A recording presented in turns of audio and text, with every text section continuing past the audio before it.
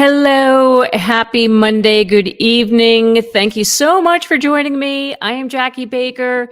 I am here with your live weekly dose of real estate reality. So thank you all for joining me. If you're new here, welcome. If you are returning, thank you, thank you, thank you. I really appreciate my audience that I'm creating here, and you guys have just been fantastic to talk to every week. So thanks for being here. So this week is another shift coming this year. We have another market shift in 23.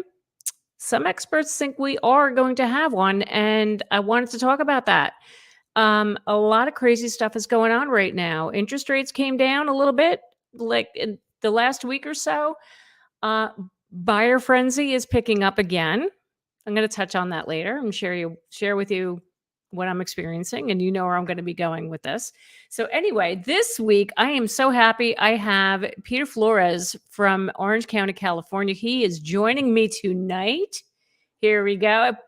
Thank you so much, Peter. How are you? Hello, hello. Thank you so much for having me. I really appreciate it. And I'm doing well. Hope you are Good. too. Good. I'm so glad you're here. It's so great to have California in the house because I was saying before, California in the house. California, California, New Jersey, we're a little bit similar as far as, the outbound migration and, people leaving Yeah. the States. Although, comparing New Jersey to California, like you said, your population's a lot larger than Jersey. So it's really Yeah. not impacting you that much as it is here in Jersey. But believe it or not, people still want to move here because of our proximity to New York City. So Yeah. Same. People are still moving here to California. I mean, we have yeah, people leaving, but we still have people moving here, believe it or yeah. not. Yeah, well, California's nice, you got nice weather. So, Yeah. I always say is we're expensive because you pay for the weather. That's really what you're paying for when it really comes down to it. exactly. Yep, that's exactly it. Now, what towns do you serve? Are you cover all of Orange County?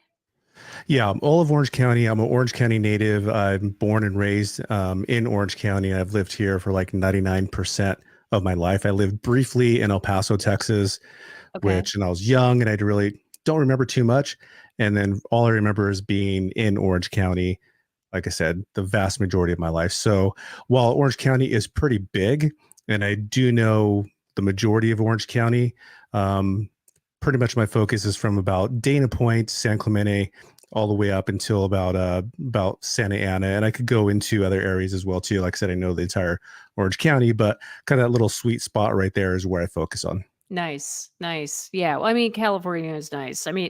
It's a little I was out there in LA in September. It was a little too hot for me at Mhm. that time. I like Yeah, my fall weather. Huh? it was weird. It was weird around that time. We had a real weird spell where it was just so humid, and Yeah. it was ridiculous. I couldn't handle it, but that's out of the norm. Okay. For the most of the time, there's maybe about a month and a half, 2 months where it's like even I'm like, geez, this is hot. Let's hurry up and move on. Yeah. But for the most part, we're at a cool 75, 80 degrees, somewhere around there. And right now it's, geez, I think it was about 53 or 63 today, and I Ugh, was cold.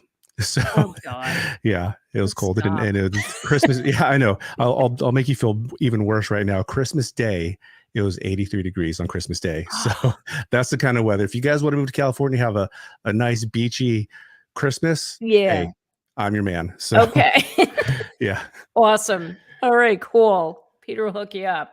All Yeah, right. exactly. So let's get into tonight's article. So as I said, we're talking Yeah. about the possible shift happening this coming year. Now, you know how I feel about some of these articles. I tell my audience every week, it's like, okay, is it doom and gloom? Are they trying to, get clickbait going, get you to click on the article? But I got to say, I think it says here home prices are expected to shift in over 300 housing markets, according to updated forecasts from Zillow and Moody's. Now, the thing is, yeah, they're going to shift. So this is what's interesting. They're going to shift, but not by a lot. Okay. Everyone was saying all last year, you've seen all these headlines, markets crashing. It's going to be 2008, blah, blah, blah, blah. No, it's not. Yeah. Yeah. So I just want to touch on this a little bit. So it says here in the article, The ongoing home price correction, which saw U.S. home prices fall 2.4% between June and October, has been mild. On the other hand, economists and analysts remain sharply divided on whether this is simply a minor setback for home price growth or the early innings of a sharper correction. So it goes on to say the relatively bearish camp includes firms like Moody's Analytics, which I'm not surprised. They're always the doom and gloom. Yeah, Its typically. forecast has national home prices falling 5.1% between the fourth quarter of 22 and the fourth quarter of 23, peak to trough. Moody expects U.S. home prices to fall 10%. Yeah. So it says here, keep in mind, when a group like Zillow or Moody's Analytics has U.S. home prices, they're talking about an aggregated view of the country. In regional housing markets, in each neighborhood, the results could vary significantly, 1,000,000%. And that's what people need to remember, that you can't go by what the general population is doing, what's going on across the country. So like my market is completely different from your market.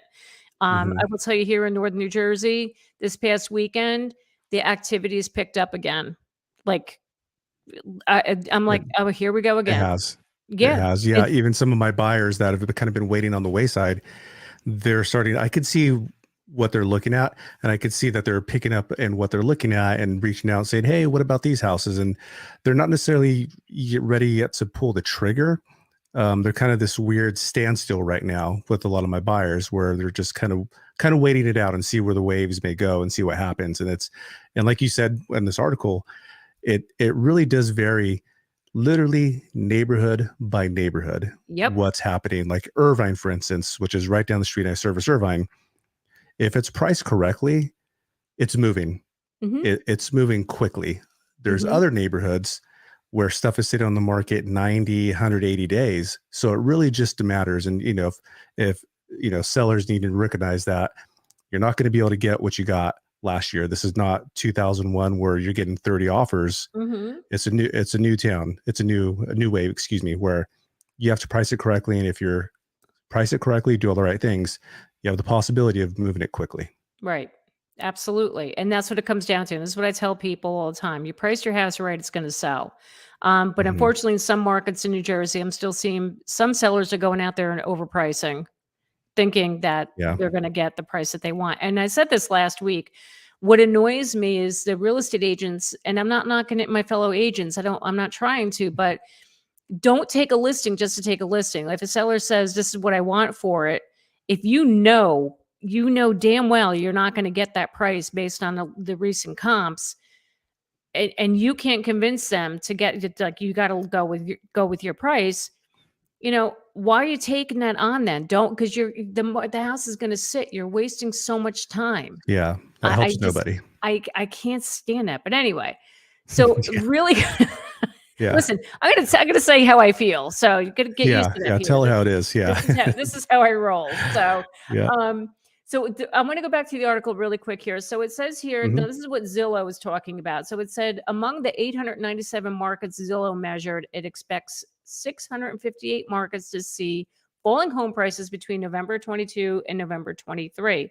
That includes markets like San Jose, Grand Forks, North Dakota, Odessa, Texas, San Francisco, and Santa Rosa, California. Now, these California towns, do you agree with that? Do you think do you think that you see that's going to happen there? Well, those towns, those are more up north where prices were already really expensive, and depending on the value of the home at that time, there was stuff going to 300,000-400,000 over asking easily. So it shot up quite a bit. Yeah. Coupled with now a lot of a lot of people in the tech industry moving to Southern California, I could totally see that. But again, I'm not really in that market, so I'm not there, boots on the ground and seeing what's happening. Yeah. But I could totally see that happening. Right. As far as our market down here, it says Los Angeles, Long Beach, Anaheim. It's kind of lumped in with Orange County and Los Angeles, which even Orange County and Los Angeles is very different. Yep. Personally, I think Orange County is going to fare way better than LA County, because we have an influx of Angelinos moving to Orange County, again, for the cheaper prices. It's just it's a totally different ballgame from Orange County to LA. So I can see Yeah. that up north. Here, I think we're going to fare a little bit better. Right. Okay. All right, cool. So this I want to share, and I have Tracy Godfrey. Tracy, who's watching right now, she's in Jersey also. She's down in Essex County, New Jersey. So Tracy, tell me what you think of this. So here now they go on with talking about the markets that are going to see positive or flat home price growth. So Zillow's expecting 239 markets to see positive or flat home price growth between November 22 and 23. That includes markets like Atlantic City, New Jersey. I was shocked when I saw that. Wow. Homosassa Springs, Florida. I hope I'm saying that right. And Yuma, Arizona. Where the heck did they come up with saying that Atlantic City is going to have a 4.2% price increase? Tracy, if you're still on, share your thoughts on this, because Atlantic City, I'm sorry, it's not. Yeah, somebody's already commenting, Siri, Tri-State, no thanks. I know. Where did they come up with that? I mean, is it because are they trying to redo Atlantic City? Like, are they trying to revitalize and people are now just buying up properties with the hopes it's gonna change, it's gonna I improve? guess I don't did they know. not have a huge increase in prices? Now I'm not familiar with Atlantic City at all. Yeah, So did they no. not have a lot of price increases? Yeah, no, they didn't. And so I wonder if Hmm. it's because Tracy, not seeing that in Affordability. Montclair. Yeah, so Tracy says here, I'm not seeing it in Montclair, Glenridge, Verona. Right. But Tracy, are you surprised that Atlantic City made that list? Because I can't, I don't get it. I really don't. I don't get it. Unless it's because there's nothing else affordable in New Jersey. So they're projecting that people are just going to say, let's just start buying a property in Atlantic City while it's, while the getting's good and it's cheap, and with the hopes it's going to improve. I mean, it's not, um, yeah. Yeah, she said she's really surprised too. I know, I'm surprised at that because we all know it's not Atlantic City's not the best area. Sorry. Hmm. But Yeah. anyway, um, It's so got let to me be because of the affordability. It's probably what it it is. has to be. That's the only reason Yeah. why I can see that's why that's projected that way, because that's just nuts. Like, Yeah. I'm sorry, I'm not flocking to Atlantic City anytime soon. But anyway, so let's see. Now, Moody's, this is what they predict. So, among the 322 regional housing markets analyzed by Moody's, 178 markets are expected to see a 5% decline in home prices between the fourth quarter 22 and the fourth quarter 23. And this includes Morristown, Tennessee, a 10.3% projection. Wow. Pocatello, Idaho. How do you say that, Peter? Muskegon, Michigan? Muskegon. Muskegon, Michigan, Boise, and Santa Cruz, California. All so that's what they're saying. At least 5% decline, but a lot of these are over 5% decline. Now, it says here, why are those particular markets at risk? Mark Zandi, the chief economist, says they got too far detached from underlying fundamentals during the pandemic housing boom. Prices feel a lot less sticky right now than they have historically. It goes back to the fact that they ran up so quickly during the pandemic, and the sellers are willing to cut their price here rapidly to close a deal. So what goes up must come down. That's the problem. A lot of these markets were overvalued. Yeah. Overheated, overvalued. Yeah. Totally overvalued. Like it even says here, they expect sharper corrections in markets like Boise and Phoenix. Well, I've been hearing that for a while, that Boise and Phoenix are definitely going to take a hit. And they Yeah. also feel So have I. markets like Baltimore, Chicago will fare better. The latter markets, according to Moody's, aren't significantly overvalued. So that's what they're saying about, let me stop sharing this. Hold on. That's what they've been saying about Austin, Texas. Yeah. I've been hearing that too. Yeah. So yeah, like I said, what's going up's got to come back down. But to it, reiterate what I was saying before, it comes down to location. It comes down to like the specific neighborhood, like what you're seeing too. I know Right. here in Bergen County, the area that I service the most, there's a town, Ridgewood, that's not far from New York City, and it boomed during the pandemic, and PS is still booming. And like what Tracy's saying here, Tracy services Montclair, which has a direct train line into Manhattan. Montclair is insane. You still can't touch it. It's Really? oh my God. Wow. Oh my God. Even with these rising interest rates, even when rates are at 6%, you still could not touch this town. Because What's the average price point over there, out of curiosity? Tracy, what is Tracy's? It's like it's high. Like they're selling in the millions in Hmm. parts of Montclair. Glen Ridge is another expensive town too. Like you're talking like, you know, 7 to $1 million, $700 to $1 million or more. But they are selling like crazy. So that's from the influx of the city. So we saw a huge influx during the pandemic, people fleeing the city, but now people are still fleeing the city because of the crime. And it's just kind of nasty there right Hmm. now, and people want to Hmm. get out. So Jersey's a unique situation. I don't think you're going to see too many price drops here in this state. Maybe in certain markets like South Jersey, Western Jersey that borders Pennsylvania, but for the most part, because we have that New York City thing going, you know, the city dwellers looking to exit, we're always going to have that. We're always going to have Yeah. the you know, we're always going to have the influx of buyers. Right. Um, Yeah. So if you don't mind, let me share this quick stat with you right here from, sure. and this is based on the city of Dana Point, where my office is located. And Dana Point is this beautiful beach city. Awesome. Like, you know, it's a much slower paced, I guess, Newport Beach. So if you know Newport Beach, Oh, I knew Newport Dana Beach. I've Point is, been there. yeah. Yeah. Yeah. So it's both beautiful places. So, and just the variance in the price points, I'll show you right here. So, at a price point of about 1.6 million, almost 1.7, the average days on market right now is 56 days. Wow.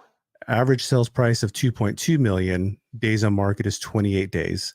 And then they have really expensive properties over there. Average price point basically 13 million, you're looking at 196 days.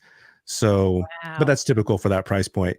Yeah. But these beach cities, for the longest time, I don't want to say they're untouchable, but it's still considered a bargain when you look at coastal areas. Like if you look in like New York City, like Yeah. what you get for New York City to here, or even like the Bay Area to Orange County coastal cities, or even Los Angeles coastal cities, it's still quote a bargain compared Yep. to what you get. So I think these are going to, you know, be able to absorb any sort of hit the market throws at them. Right.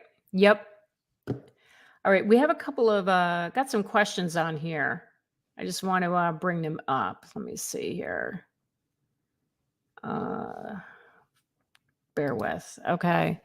Fast NAZ06. Thanks for joining us tonight. The market has been crashing all year long. Honestly, houses will keep rising at a slower pace, but every market is different. Bidding is already happening in New Jersey. Yes, it is. And somebody else commented on that too. But let me, okay. CRE tri-state. Every state market and submarket is clearly different. How much of a drop are you seeing in Northern New Jersey? Not much. Not much. The offers that I've had that the contract I have two people under contract right now, just recently within the past couple of weeks. They're both over asking. Wow. Not by a lot, not like we saw 2 years ago, but they did go over ask because we saw it. We saw people come. I see the activity right when I go to schedule a showing.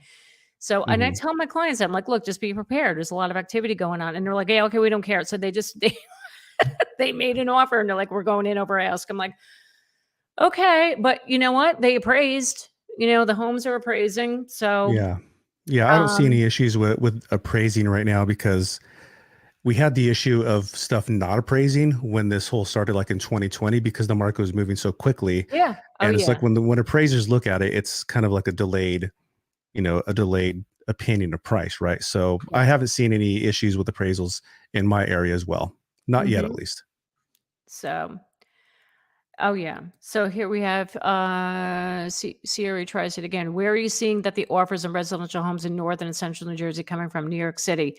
Um, Honestly, like the people I'm working with right now, one of them's a first time buyer. They're not from New York City. And the other one, they were a couple who sold their house a year ago. They're renting and now they're buying. Um, they're finally settling and buying a house here in New Jersey. Tracy, if you're still on, I'm curious to know if Montclair is still getting the huge influx, which I'm sure you guys are. Oh, this is interesting. Eric says Chase is closing some ATMs at night. I'm leaving Manhattan in a couple of weeks.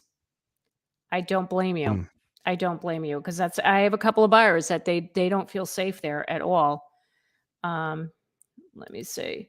Tracy's seeing from New York City, Brooklyn, and Jersey City. Yes, Jersey City is another popular one too. Last year I had several buyers from there from Jersey City, but there were millennials who were renting, and Jersey City is very close to Manhattan. You could just hop on a ferry and go go across.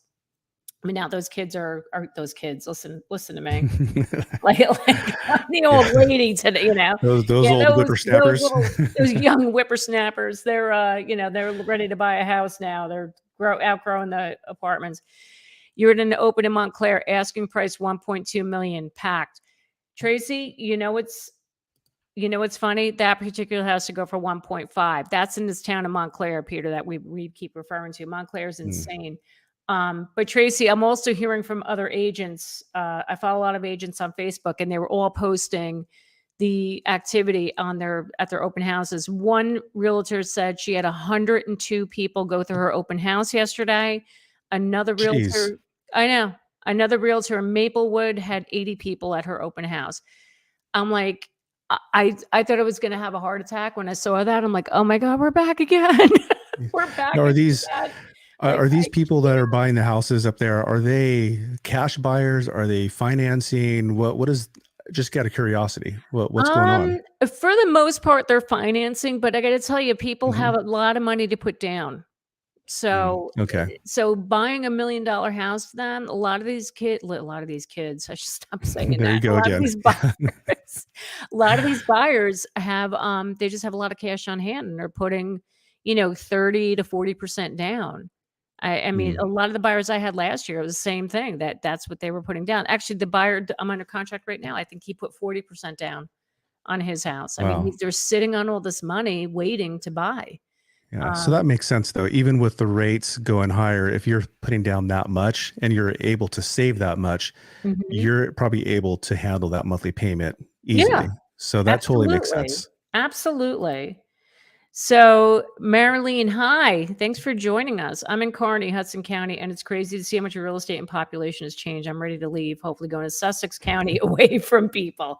Well, you won't be near anybody in Sussex. That'd be great. That's out in Western Jersey. It's nice out there. Yes, Tracy, millennials have savings. It's so true. And they're just sitting on a pile of cash, ready to spend it. So Brian, hi Brian Juan, thanks for being here. Just putting more money down make the offer more attractive. Yes, it does. Especially if you're in a multiple offer situation. The more money you put down, the sellers feel more comfortable. For them, they feel like, okay, you have more skin in the game. And then the other hand, they feel that the more money you put down, God forbid there's an issue with the appraisal. So if you have more money down and say the house doesn't appraise, it underappraises by a small amount even, you have enough money down to cover that gap. So they want to be comfortable that, God forbid, in that situation, it doesn't appraise, there's enough money there. But so here's an example. My clients who were buying a house, the older couple, they were up against another offer, but because they were putting more money down, and we went over asking price, the other people were putting less money down, but they went with us because we had bigger down payment, because they knew if it, God forbid, it didn't appraise, we were covered. So that's the biggest reason why. I mean, Peter, do you agree with that? 100%. Last year, I had a couple buyers who they were very well qualified, and this is still when they're getting 10, 12 offers at one time. They were able to make the offer and go above asking, but they couldn't go too far above asking because they just didn't have the extra capital to make up any potential shortfall in the appraisal. Right. So because of that, they were just not being picked, even though they were very well qualified. income was like 300,000 and they were buying like an 800,000, no, excuse me, like a $750,000 home, Mm-hmm. you would think that would be golden. In any other market, that would be awesome. But it Yep. was just people were just outbidding so much. It was just like it. So this is one instance where I actually advised him, you know what, you probably wait, save a Yeah. little bit more. The market will probably end up changing, and now it's changed, and he's back looking again. So Yep. Same. Yep. Sounds like contingency offer will be difficult at this current market.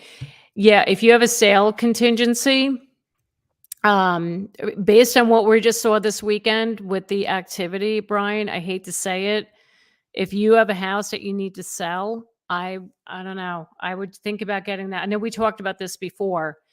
I would consider getting that on the market sooner than later. No contingency officers. Yes, offers. Yeah, Tracy. Yep. Yep. Chief of Facts. Hi. In order to what neighborhood do in an order, what neighborhood do you think is best? Ramsey, Livingston, Teaneck, Montclair, Clifton, Forest Hill. Oh my God, that's like all over the board. You're going from like North Jersey to Montclair to yeah, you're all over the place here. he, It depends on your needs. It depends on like it depends on, do you want a downtown accessibility to New York City? How long of a commute do you want? So if you're commuting to the city, that's the biggest question I ask. The first question I ask, if you work in Manhattan, how long does do you want your commute to be?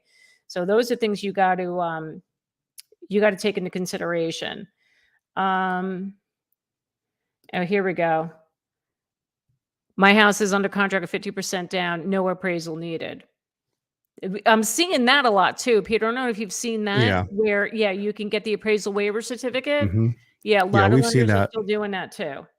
So, Yeah, even sometimes we've had it with not even 50% down, where we've done 10, 15% down, and they're still getting the appraisal waiver because the trajectory of the market in that certain neighborhood is still on its way up. So, yeah, and it's also a very strong buyer as well too. So I imagine that buyer's probably very yeah, strong as well. they're very strong. They have really good credit. That's the only way Right. that they'll get a waiver certificate is you have really good Right. credit. You're putting, I mean, the lender I work with, he always says, well, if you put 20% down, you have a good credit score, good income and all that. That's usually what they take into account on the Mhm. buyer end, and also what's going on in the market. So, but speaking of inventory, Peter, I want to pull up that article Yeah. that you showed before. So I want everyone to see this. This just came out the other day. Housing inventory. This is across the entire United States. There's under 1 million homes for sale. That's as of what Peter can go through that. Yeah. Was that in December? So this was just barely released on Friday. Right. So, and this wasn't for December. So December, 1 million, which is somewhat seasonal, but we haven't seen under 1 million since like the beginning of the pandemic. I think maybe January or not, well, when everything shut down, March, April, somewhere around there. Mm-hmm. That's when everything just kind of collapsed.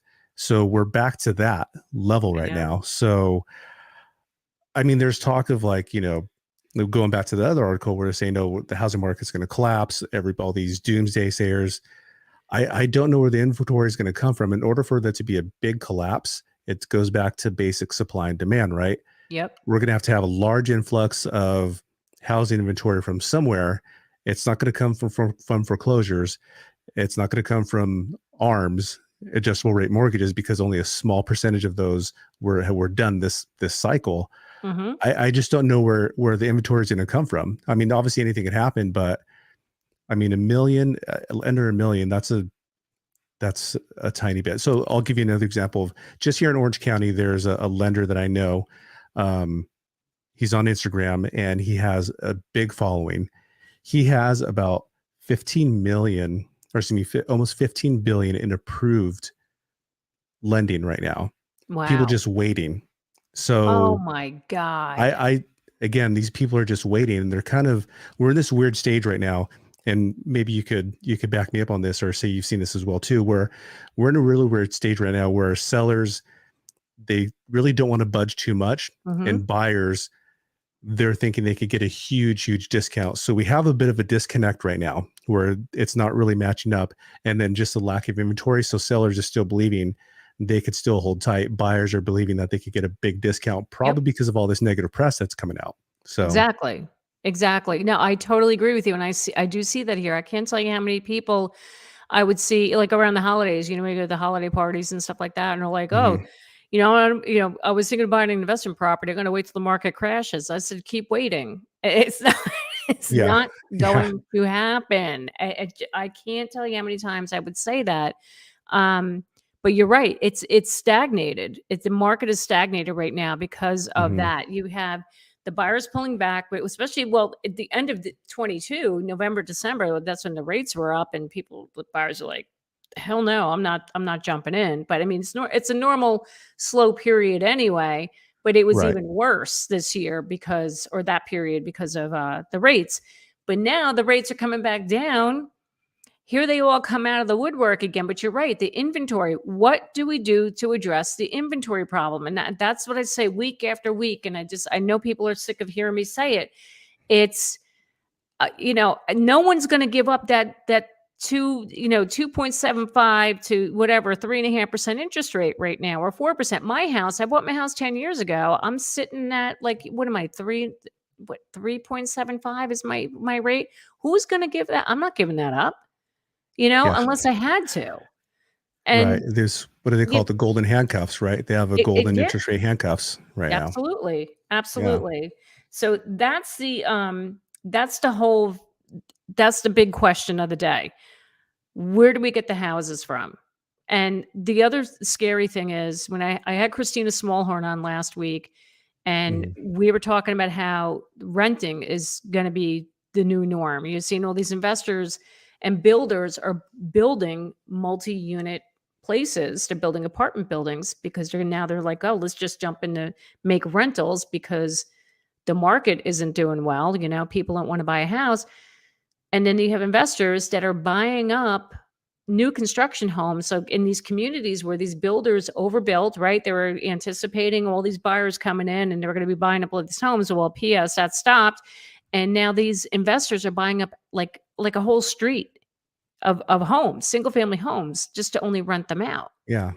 I have a fairly strong opinion about that. I Oh, do believe, and share. I'm gonna I'm gonna try and find the article after I'm done.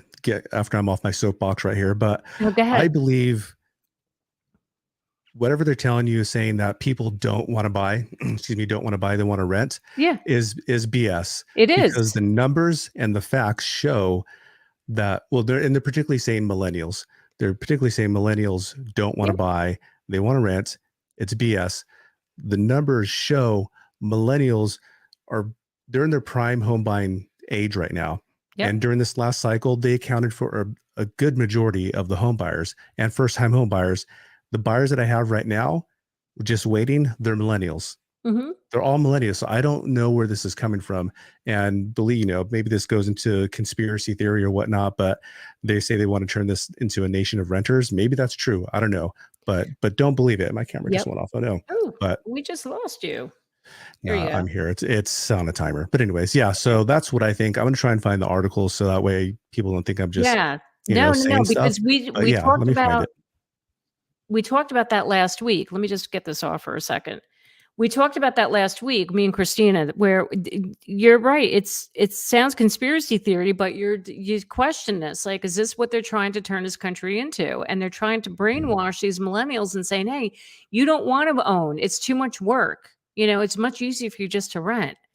The video I just dropped last Wednesday, the title of it was Millennials Are Getting Screwed. They are, because they came into this, right? It was in 2020 when they were all just, that was our biggest, they took up the largest portion of the buyer pool in 2020. And we anticipated that was going to be the strongest Mhm. real estate market ever. And then the pandemic hit, forget it. So it just, Right. they all lost, and not all, like a majority of them were priced out. They couldn't get a house because the prices shot up Mhm. so high. And now the prices are high, the interest rates went higher, and now they're Yeah. really screwed. So now these investors will be like, "Oh, don't worry about it. You can just rent." No. No. How about Mm. building more homes? And I understand these builders have to make money, but this is what I was afraid of. When these builders started pulling back in the fall, once the rates came up, and they were like, we're not gonna build anymore. We have to catch up and sell the inventory that we have. Like, what's gonna happen when the rates come back down? Because all these people are still waiting on the sidelines. And boom, here we are. 102 people go through an open house here in northern New Jersey Mhm. because there's nothing else for sale. So do we point the fingers at the builders and say, "Get on this, and you need to keep building"? And I don't Yeah. know. I They're so quick. I'm sorry to interrupt you, but they're so slow to react to the Yes. demand. And then they ramp up so slow, but then they're so fast on just stopping building, which I understand. It's for them, it's numbers, right? It's a business Yeah. decision. I Yep. get it. Yep. But yeah, that's a big problem right now. Yep. Yeah, it is. It's a huge problem. And so, like I said, I'm constantly trying to figure out how do we fix this, my mind keeps going to the builders. The builders have to get back in the game and continue building. I mean, are Hmm. we still having supply chain issues? I mean, let's get real. Are we? Is that still a thing? I mean, and then the price of lumber came down. Right. What's the Right. problem? Like, Yeah. So the thing that I'm looking at right now is from Keeping Current Matters, and a lot of us in the real estate industry we lean on Keeping Current Matters because they give us a lot of really good information. But this is accessible to consumers as well too. So if you're looking to buy a house, go and look on Keeping Current Matters as well. okay, But the article that I found, it says almost half of millennials and Gen Z are buying an investment property compared to only 9% of baby boomers and 27% of Gen X. So if they're considering buying investment property, they most likely are already going to be buying a primary residence or already have it. right. So they're the ones that are buying a lot of stuff. And maybe they see the writings on the wall. Hey, you know what? Maybe I should be buying more investment properties because eventually this inventory is going to be all gone or it's going to be so hard to get. Right. Yep. Exactly. Exactly. Wait, I just have a couple of comments here. All right, Tracy again. Tracy, for every single buyer I have working with about 8 groups are millennials, every single one. Yep. I know, me too, Tracy. Hmm. Me too. With the exception of my Gen Xers that are getting a that are downsizing. Um It's so expensive to build right now, and the regulations are just awful. A huge problem is an understatement. You know what? I hear you, but then not that I want the government to get involved, but maybe the government just needs to back the hell off and let them do their thing. Yeah. Anthony, no space to build in New Jersey. Yep, unless you go out, west. But people don't want to do that. So in West Jersey. There's no land. No, yeah, Northern New Jersey, Tracy, there's not. There's no land. There's nothing. There's absolutely nothing. In my town, oh my God, this builder built 3 houses, a tiny, tiny pieces of property, and he's got these homes listed over 800,000. I'm like, you got to be kidding me. You got to be kidding me. They're way overpriced. No one's gonna no. Jeez. Right. And I'm like, there's no backyard at all, and your view is of like an industrial area, like in a little, like a storage unit place, and like a little, Beautiful. it just, yeah. And you're looking at power lines, like, oh my God, Yeah. like really? So can we Um, look at this article that I have up? Maybe you could see what I'm looking at right now and quickly share yeah. this. Let's So share. right Okay, go here. ahead. So about 80 million strong, millennials currently make up the largest share of home buyers, 43% in the United States. Yep. That doesn't scream renter nation to me. And that's the other percentage. Maybe they just want to, be fluid and move anywhere, or maybe they just can't qualify. But that's Hmm. a pretty strong indication that this is not a renter nation. No, it's not. It definitely is not. Um, Let me see. All right, fast NA. Maybe turn the American Dream Mall and turn into land and take the swamp and fill it in. So, Peter, the American Dream Mall, this is a joke here. So it's this huge mega mall slash entertainment center. It's Uh-huh. it's built, it's here in Bergen County where I live, and it's across from Giant Stadium. This mall was going on for years. They're building this thing. It's got an indoor ski slope, indoor water Jeez. park, a little amusement park, shopping. And let me tell you, nothing but like bad things happen there. It's like it's been cursed. I swear to God. So the joke, well, not a Jeez. joke. Now there's rumors that it's going to end up shutting down. It's not doing well. I mean, that could be a good place to turn into condominiums, and it's pretty close to New York City, so that might be an idea.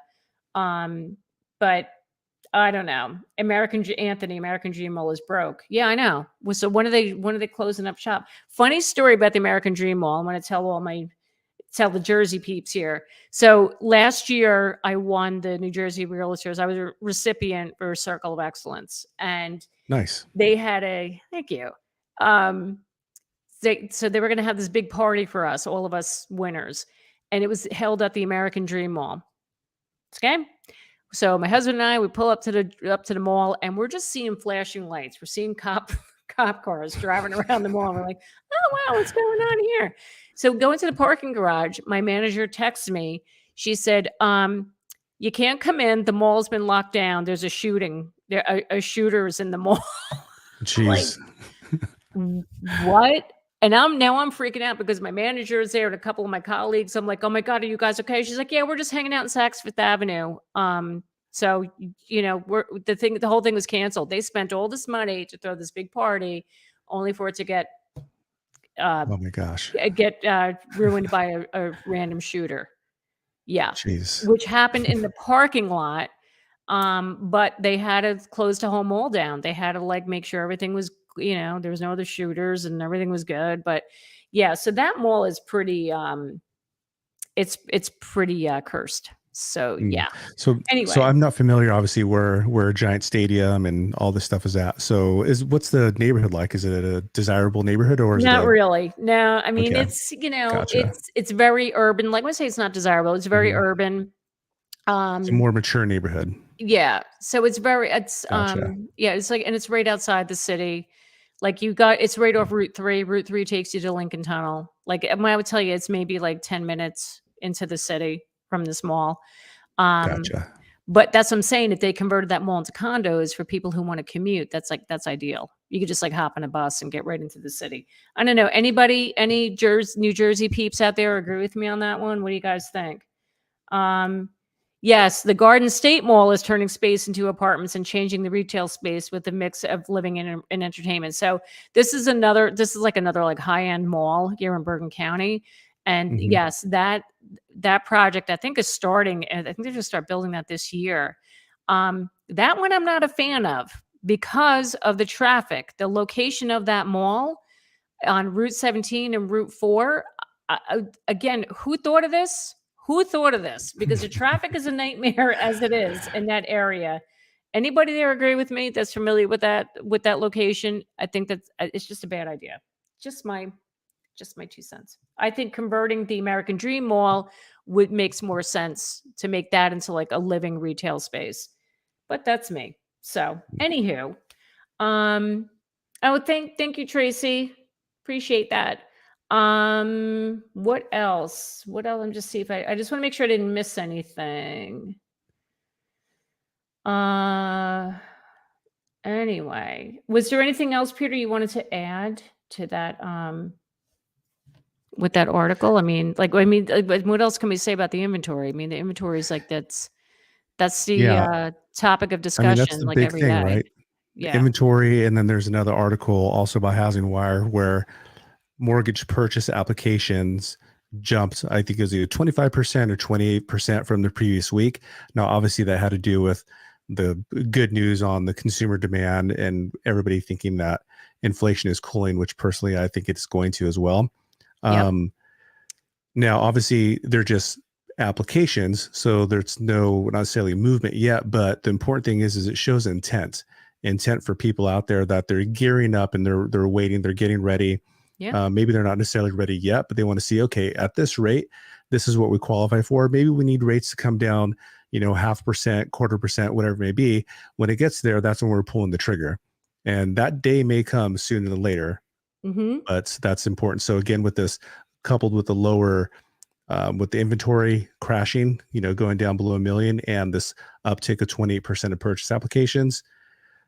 I mean, anything could happen. Nobody could tell you for certain what's going to happen in the housing market in the next 6 months. But with all these leading indicators, we may end up having a strong spring market. What do you think? I think so. I think so. If we could just get more houses on the market, that's the only That's thing. what we But need. yeah, but Yeah. everything is pointing. I- what you just described right there with the uptick of mortgage applications, and we have interest rates went down already. Now they predicted the end of 22 that rates were going to go back down into the fives by the end of 23, right? Probably like mid fives. Mhm. They hit the fives last week. I heard people Right. getting rates in the high fives. I'm like, it's So, freaking January. We're already doing this again. I can't believe it. so it depends. In here in California, in Orange County, there's builders out there that are offering incentives where they're actually going to pay for your buy down. So if anybody doesn't Yep. know what the buy down is, a 3-2 buy down, 3-2-1 buy down, basically the seller or the builder is basically going to give you credit to basically pay your points. Mhm. So with that, sometimes I've seen 3.25, 3.75%, 4% on rates using that buy down scenario. So homes are more affordable than people think. You just, Google what the rates are right now. It's, six, fives. You see a five ticker on there. It could be way more affordable with the right strategy. So I think that's Absolutely. fueling some of this demand right now. Oh, absolutely. And it's funny you mentioned that about with the new construction, because there was another article that came out just recently. I forget the name of the builder, it's escaping me, but they reported that they had 68% cancellation of Yeah. contracts. Yeah. Yep. I can't remember the name of the builder, but yeah. But anyway, that's Yeah. that was really disturbing because they said they're offering incentives like that with the buy downs. They're also offering Hmm. like lots of money towards closing costs. So people who need to, I mean, here in New Jersey, we don't have enough land to build anything, but in other areas where there's new construction, definitely look into it. Now's the Yeah, time. for sure. Take advantage of that stuff. I mean, I would be all over that. Um, let me see. Oh, hi. Hi, Dom. Thanks for being here. Did you see the article from Politico about national rent control? What are your thoughts that actually passes? Thanks as always. You're so welcome. I did not see that article. Did you see that, Peter? About I'm looking it up right now. It came out on the 18th. Um, Oh, can you pull White that House up? is preparing. Yeah, let me share this tab for you. Yeah, so I'm sharing it. So All right, let me pull it White up. House, Go the ahead. White House is preparing to roll out new measures as soon as this month to protect tenants in the wake of post-pandemic price spikes, according to housing advocates and industry lobbyists who have met with administration officials. The actions will come as rents have started to fall around the country, could include promoting grace periods for late rents and the right to counsel for tenants facing eviction, among the steps, advocates say. So, I mean, there's two ways to look at this. I mean, good for the renters, of course, and depending on the landlord, maybe not so good news because Mm, other states, I believe in Arizona, it's very, very landlord friendly where if you're missing payments, you're out of there in 30, 45 days. Whereas California, it's 30, 45 days is not happening. I'll share a quick story. One of my last um, listings that I had, it was an ugly divorce. The husband stopped paying or the ex-husband stopped paying. And it took 2 years for foreclosures to start. So very different. So I could see how that could help when you just need to get somebody out of there. right. But at the same time, if somebody's legitimately having trouble making their payments, I feel for them, and I don't want anybody to lose their home or even, where they're renting. So I could see both sides of it. How it's Yep. going to impact, I don't know yet. Yeah, yeah, same here. Well, Jersey is a very tenant-friendly state like California. Mm. Yeah, Okay. Yeah. yeah. The tenants have all the rights in New Jersey, which again, it's good for them. They're protected, but the landlords, they got to pay a mortgage too. So Yeah. it kind of Yep. it messes them up. Hey, Nat, it's Hat. Thanks for coming back. KB, thank you. Thank Yes, you. that's what it KB is was. the name of the builder. Yes, thank you. I knew it was like I was gonna say KB, but I'm like, and then I'm thinking KB Toys. Remember KB Toys? Yeah. Tracy, foreclosures in yes. Jersey is notorious for these stupid foreclosures, like 2 years or more. It's Wow. oh yeah, there's Wow. still foreclosures from pre-pandemic that are still sitting in the courts in New Jersey. Hmm. And when people ask me like, "Oh, I want to buy a foreclosure," I'm like, "You know, you're not getting one." Yeah. No. Good luck. It's Good not luck. happening. It's not happening. Um, let's see. Oh, okay, here we go. Brian, are you seeing any sellers listing their house due to being laid off? I have not. I've not seen any of that. Like I've said in the past, all I have had in the last year or two is, and it was a second home, inherited home, or they're moving out of state.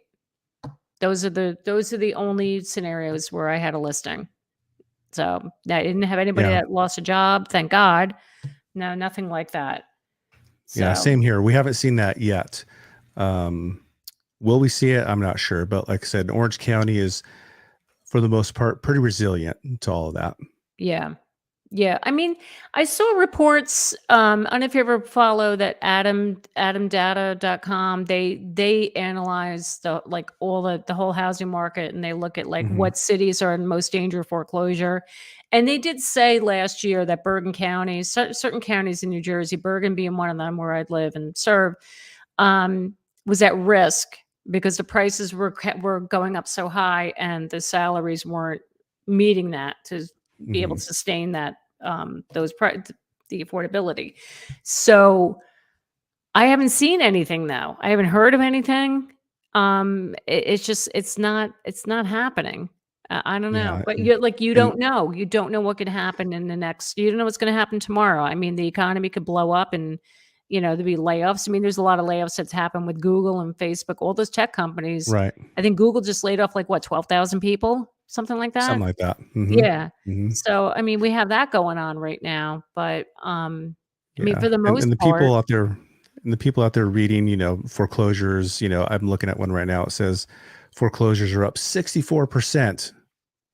Where? 64% of what though? Yeah, They're talking where? in national. Yeah, exactly. So Nationally? No. yeah, yeah, that's what they're saying. I But don't. that's Yeah. such a small number though. I mean, you're starting with a small base number.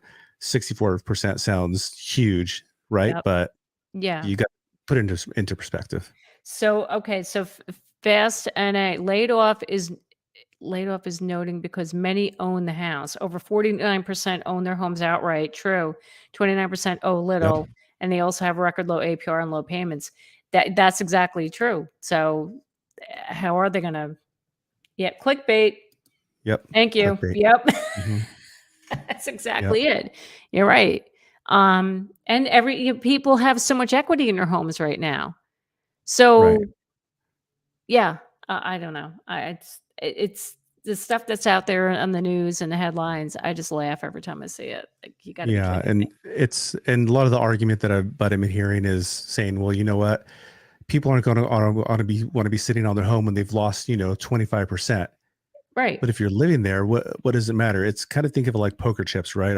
Or casino chips. It's like, is it really a loss until you cash it out, Yeah. or until you hold it and it keeps going in value, and it's still not a gain until you actually cashed out either.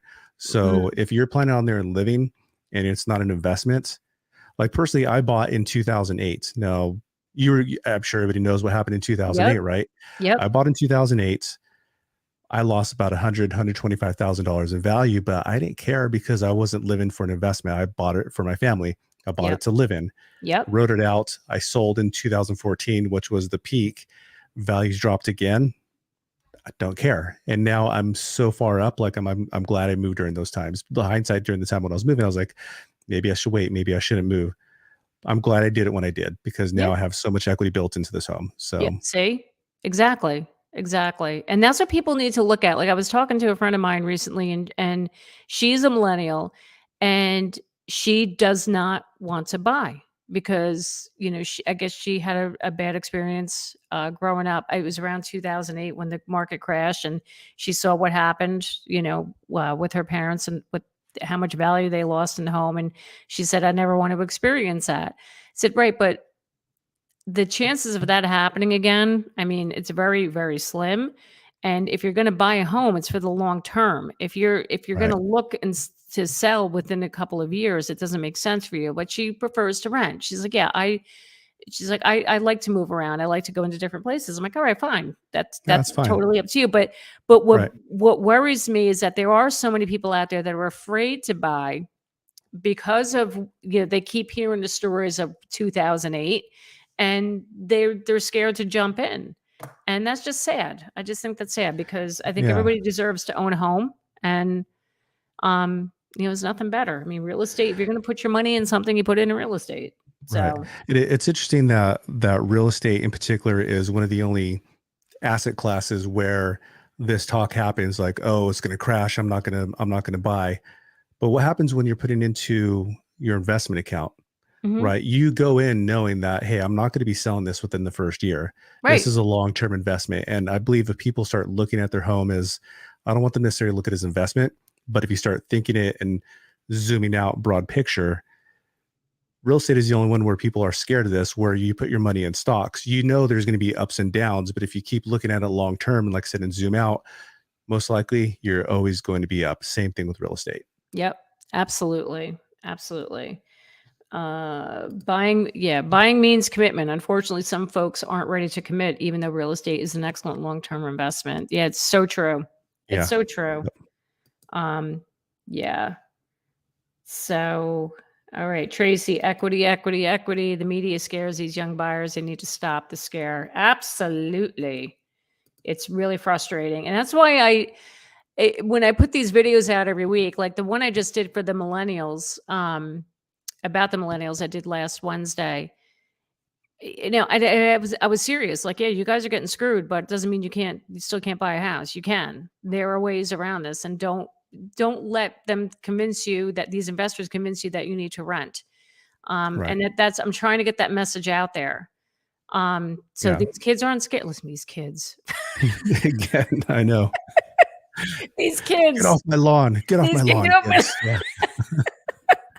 good God, I'm only 53 years old. Who do I think I am? But yeah, these millennials need to understand that not all hope is lost for them, that they can do it. They can buy a house, and don't listen to what these investors are saying, because they just want them. The investors are just brainwashing them to rent from them. So Right. Right. yes. So, on that note, we are pushing an hour here, Peter. My God, this is such a Flew good by. conversation. This is great.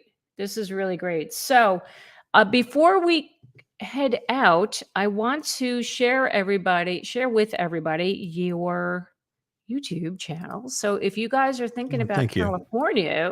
California, I can't even talk tonight. Okay. Here's his YouTube channel, his Orange County Realtor. Go check him out. He's got great information and really good videos. I highly recommend you watch his channel. I will link it in the description after the live stream. So anybody who's here who's watching this post live, you're watching the rerun of it. Rerun. Who said that? Oh my God. Reruns. I am dating myself. I really Yeah. am. If It's so bad. pull out the TV guide and see what time we'll be on. Yeah. Half these people probably didn't know what a TV guide is, but I yeah. know. Anyways, Let's see if believe it or Laverne and not, we had to Shirley's like on. flip through. Yeah, Laverne and Shirley. Pull out like a piece of like a notepad and say, okay, my favorite show is coming on at 6 p.m. Then you would have to go and watch at 6 p.m. If you missed it, too bad. You're We couldn't done. record it. You're So done. yeah. But then when the Yeah. VCRs came into play and we got to record, do you remember that? Oh my God, that was Yeah. great. That was awesome. That was money. Yes, Definitely. Reader's Digest, Tracy, Reader's Yep. Digest. Yes, I loved Reader's Digest. Yep. So, all right, so awesome. Thank you guys so much. I really appreciate you all being here. I had like 42 people on. This is like a record for me. This is That's awesome. So thank you so much. Peter, thank you so much for joining me tonight. This Thank is so you. good. I would love to have you come back. Always would love to do it. We have a good vibe going here. Yeah, it's I a like it. good I conversation. like it. So, all right, everybody. We will see you next Monday, and everybody have a great week. And don't get caught up in the hype. That's all I'm going to Don't believe say. the hype. Don't believe the hype. All right, everybody have a great night. We'll see you next time. Cheers.